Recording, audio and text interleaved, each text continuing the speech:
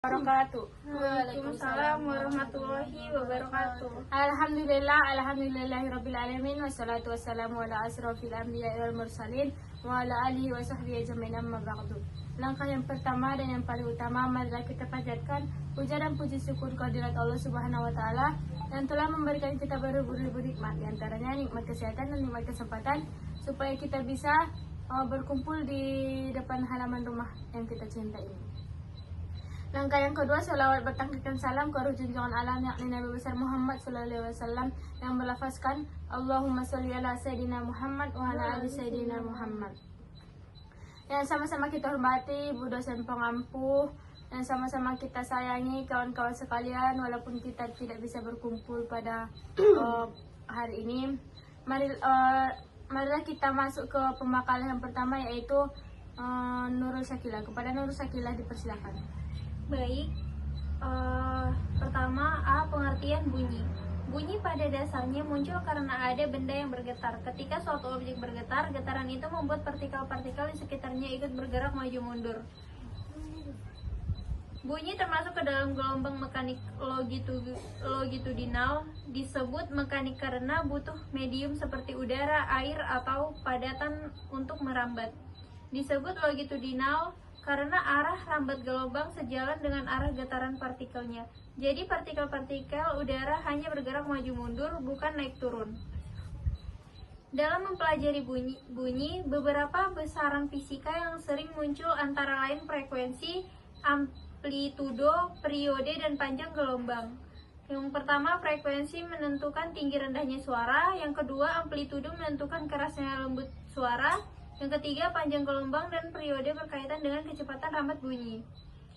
Kecepatan rambat bunyi sendiri bergantung pada mediumnya. Misalnya bunyi merambat sekitar 340 meter per sekon di udara, tapi bisa sampai 1500 meter per sekon di air. Dan bahkan lebih cepat lagi di padatan seperti besi. Ini terjadi karena jarak antara partikel pada padatan lebih rapat, sehingga getaran lebih mudah diteruskan. Dengan memahami konsep dasar ini, mahasiswa bisa melihat bahwa bunyi bukan hanya sekedar suara, tapi fenomena fisika yang punya aturan jelas dan digunakan dalam bentuk teknologi modern seperti ultrasound, sonar, hingga sistem audio. Sekian dari saya kembalikan kepada moderator. Baik, terima kasih kepada saudari kita Nurul Sakilah. Yang selanjutnya yaitu kepada saudari Sri Anggiani Saputri, dipersilakan. Selanjutnya ialah sifat-sifat cahaya. Setelah memahami apa itu bunyi dan bagaimana bunyi terbentuk, pada bagian ini kita masuk ke pembahasan tentang sifat-sifat bunyi. Yang pertama ialah bunyi merambat melalui medium.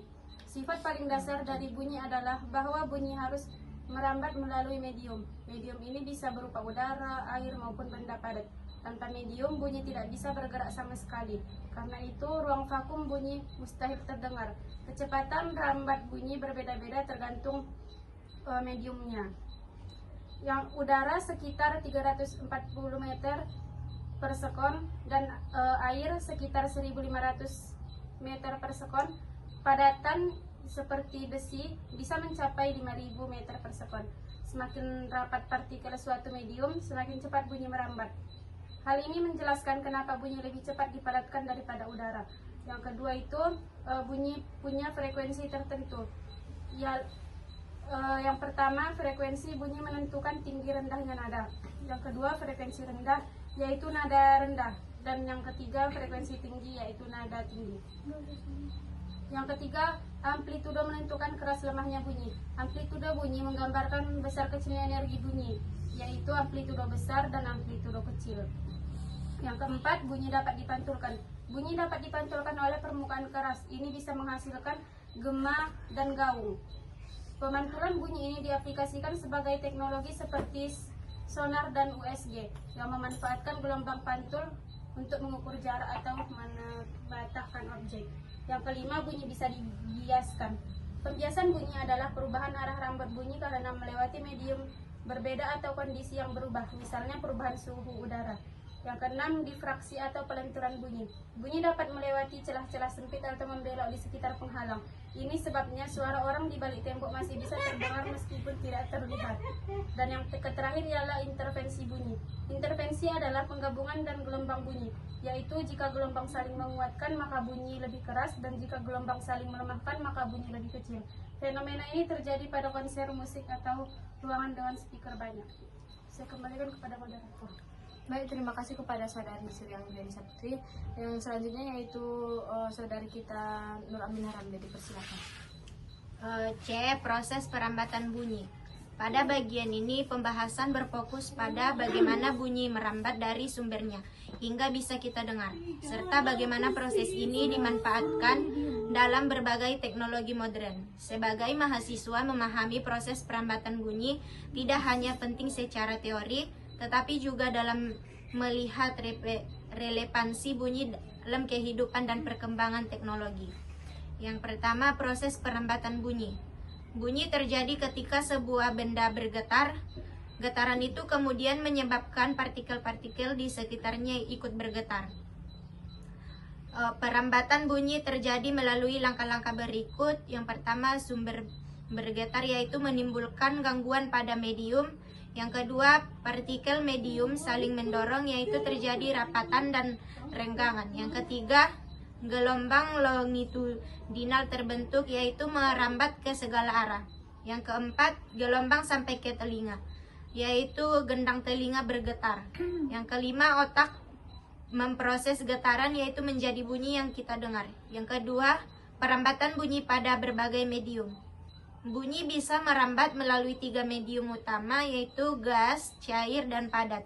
Setiap medium memiliki karakteristik berbeda sehingga kecepatan bunyi juga tidak sama. Yang pertama, gas atau udara. Kecepatan paling lambat ini karena jarak antar partikel cukup renggang. Yang kedua, cair atau air, yaitu lebih cepat daripada gas karena partikel lebih rapat. Yang ketiga, padat atau besi, kayu, logam, yaitu paling cepat karena partikel sangat rapat dan kuat dan meneruskan getaran.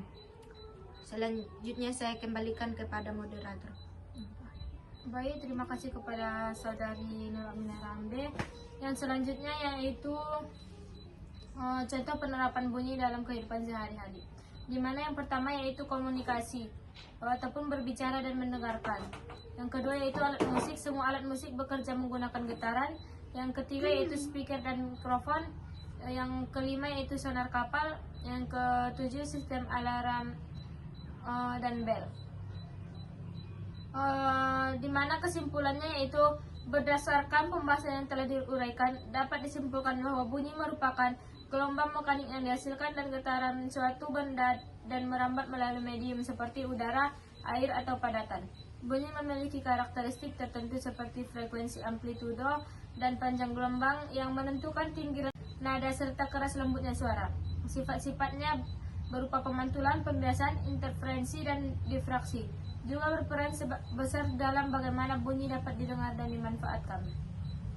Secara keseluruhan, bunyi bukan hanya sekadar suara yang kita dengar, tetapi merupakan fenomena fisika yang memiliki konsep sifat dan manfaat luas dalam berbagai bidang. Dengan memahami bunyi secara lebih mendalam, mahasiswa dapat melihat kaitan langsung antara teori fisika dan aplikasinya dalam kehidupan nyata, sekaligus menambah wawasan mengenai perkembangan teknologi berbasis gelombang dan bunyi. Dan di sini kami akan mempraktekkan alat peraga kami seperti balon, ada di sini fluid dan balon. Dan juga gas. Kalian yang akan jelaskan dulu ini. Ini suara Balon. Ini aja dulu. Nah, bikin ke sini, gelas sini. Gitu.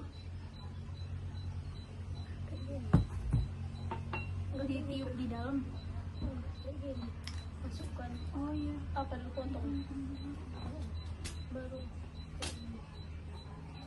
Tahu. Ini gimana ini? Ini gimana?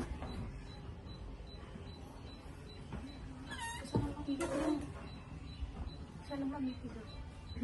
Ini tinggal sana.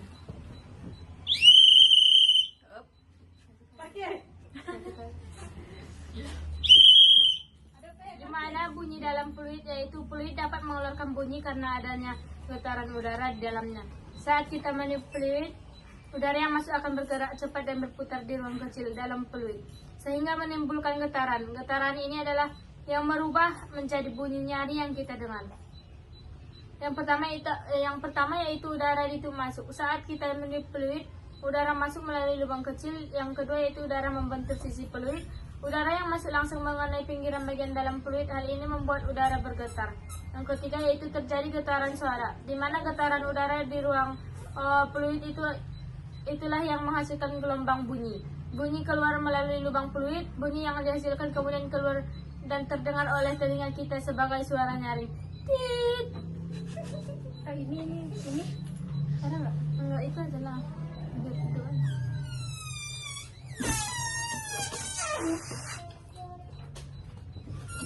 Matikan dulu baru enggak ya Pak? Coba iya. Di pause bisa. Situ potong. Udah dipotong. Ini lah Pak. Pegang. Kayaknya nggak usah pakai karet. Pegang kelasnya.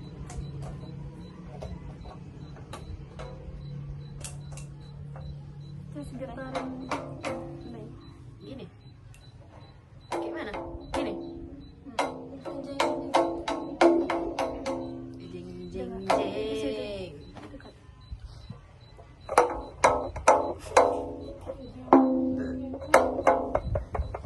Dimana bunyi dalam balon di gelas. Ketika sebuah balon ditempelkan atau dipasang pada mulut gelas, lalu balonnya ditarik atau diketuk, akan muncul bunyi boing boing.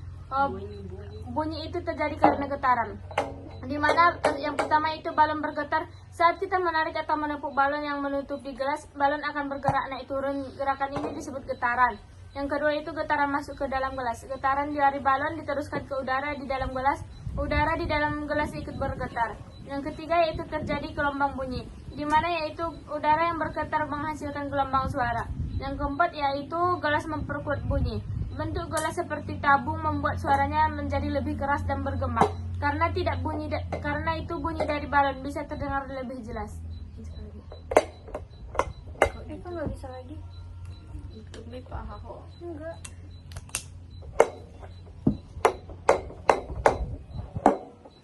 Nggak bisa lagi. Udah itu aja. Terima kasih